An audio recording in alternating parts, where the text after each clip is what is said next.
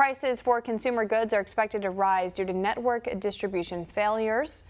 One America's Scott Wheeler has more on what's happening to the supply chain. Consumers across the nation have been feeling the sting of supply chain disruptions. Products affected range from automobile parts to paper goods, and when they are available, consumers are paying more for the things they need.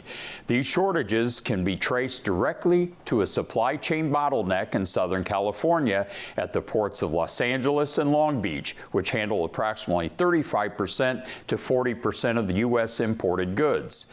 Many experts say that much of this could have been avoided. Supply chain expert Peter St. Onge says that a significant factor can be traced back to a California Assembly bill referred to as AB 5. AB 5 bill hit truckers in California.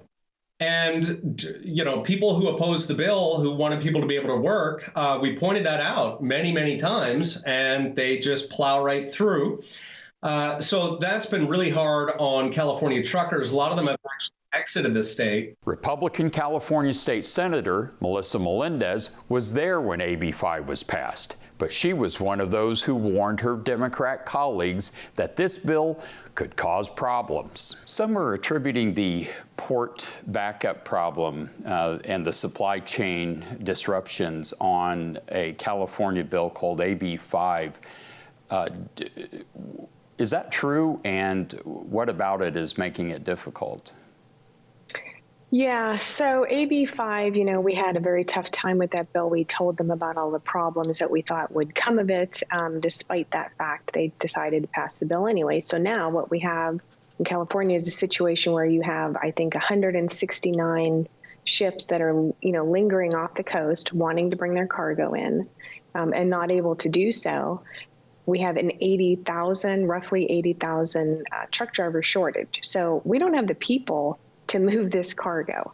And independent truckers are caught in the middle of this. AB 5 punishes trucking companies who use independent, non-union drivers, and that is one of the main causes for the roughly 80,000 truck shortage. Without trucks to haul the containers, the ships are left waiting for port space to open up.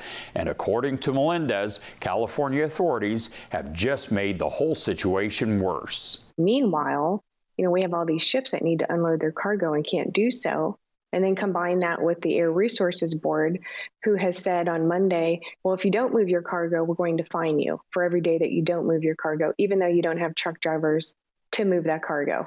So welcome to California. The ports of Los Angeles and Long Beach, with advice from the California Air Resources Board and the Biden-Harris Supply Chain Disruptions Task Force, is going to add even more expense to the cost of moving cargo through its ports. They're going to fine the shippers because they can't get the cargo out, but it's kind of a state-caused problem, would you say?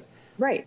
Exactly. So they're going to fine the companies. If it's cargo that's going to move by truck, then I think they have 9 days to get their cargo moving. If it's cargo that's going to move by rail, they have 3 days to get it moving. And then the ocean liners are going to be charged $100 per container every day. And then that $100 increment increases every day per container when they don't get their cargo moving. The fines California imposes on shipping companies will make imported goods even more expensive for consumers. Senator Melendez says that there was a traditional Democrat Party ally behind the support for AB 5. This is all a nod to the unions. Practically everything we do in California is a nod to the unions, and that was the goal behind it. And, they've succeeded somewhat, but the problem is they've now created this supply chain issue, and they refuse to look in the mirror to see that they're the ones that caused the problem. I mean, we warned them about this from the very beginning. And it's not just truckers.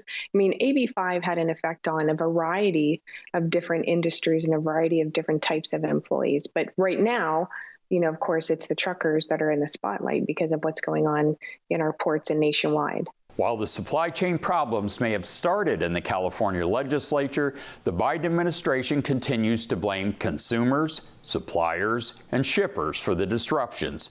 For One America News in Washington, I'm Scott Wheeler.